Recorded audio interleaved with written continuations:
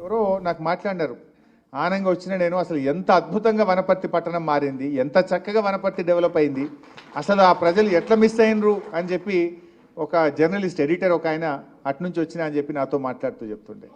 మనం అనుకున్నాం ఆ మర్రన్న ఓడిపోతాడని, కలలో కూడా మనం అనుకోలే.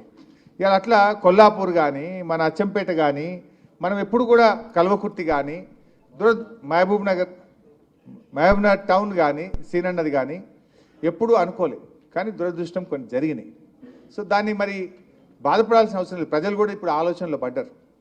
అంటే మనము అయ్యో మనం 5 ఎమ్మెల్యేలు గెలవలేదు, 2 గెలిచినాం, మరి ఎంపీ ఎట్లా గెలుచుడు అనేటువంటి ఆలోచన మనం పెట్టుకోవాల్సిన అవసరం లేదు.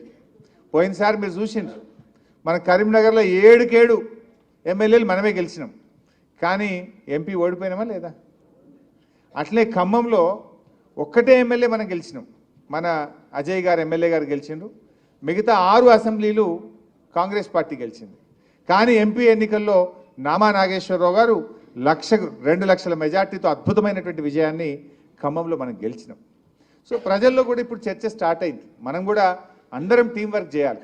నేను నాయకులతో కూడా మీతో కూడా కోరేది ఏంటంటే, మనసులో ఏదైనా ఉంటే మాట్లాడుకుందాం, కరెక్షన్స్ ఉంటే చేసుకుందాం, మంచిగా కలిసి పనిచేద్దాం. పార్టీ కూడా ఒక తల్లి లాంటిది. ఈ తల్లిని మనం నిలబెట్టుకోవాలి, మన తల్లిని మనం గౌరవంగా కాపాడుకోవాల్సినటువంటి బాధ్యత మన మీద ఉంది. సో పార్లమెంట్ ఎన్నికలు కూడా ఈక్వల్లీ మీకు ఇంపార్టెంట్.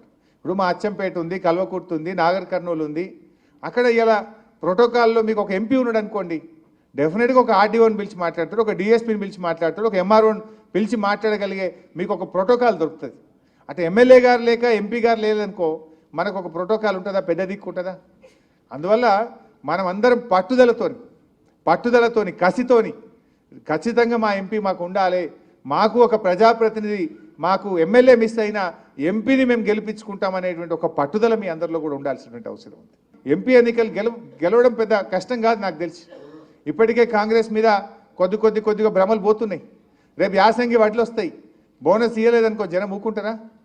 ఇప్పుడు ఎంపీ ఎన్నికల్లోపు 4000 పెన్షన్ రాలేదనుకో, అవ్వా తాతలు వేస్తారా? వాళ్ళకు 4000 రాకపోతే వేస్తారా? సో అవన్నీ మీరు ఊకుంటారా? అందువల్ల మనం గట్టిగా పనిచేసి ఒక టీం వర్క్ చేస్తే తప్పకుండా ఎంపీ ఎన్నికల్లో అద్భుతమైనటువంటి విజయాన్ని మనం సాధించేటువంటి అవకాశం ఉంటుంది. అందువల్ల let us do the team work. ఎక్కడ కూడా అధైర్యపడాల్సిన అవసరం లేదు. ఆత్మవిశ్వాసంతో ముందుకు సాగుదాం. ఖచ్చితంగా నాగర్ కర్నూలు పార్లమెంటు మీద గులాబీ జెండా ఎగిరేసి మన సత్తా చాటాలని చెప్పి కూడా నేను మీ అందరికి పిలుపునిస్తా ఉన్నా. ఆ టీమ్ వర్క్తో ముందుకు పోదాం. రేపు లోకల్ బాడీ ఎన్నికలు వచ్చినప్పుడు కూడా మీ దగ్గరికే వస్తాం. మళ్ళా రేపు లోకల్ బాడీ ఎన్నికల్లో ఎంపీపీ ఎన్నికలు కానీ జెడ్పీటీసీ ఎన్నికలు వచ్చినా తప్పకుండా పార్టీ మీకోసం నిలబడుతుంది.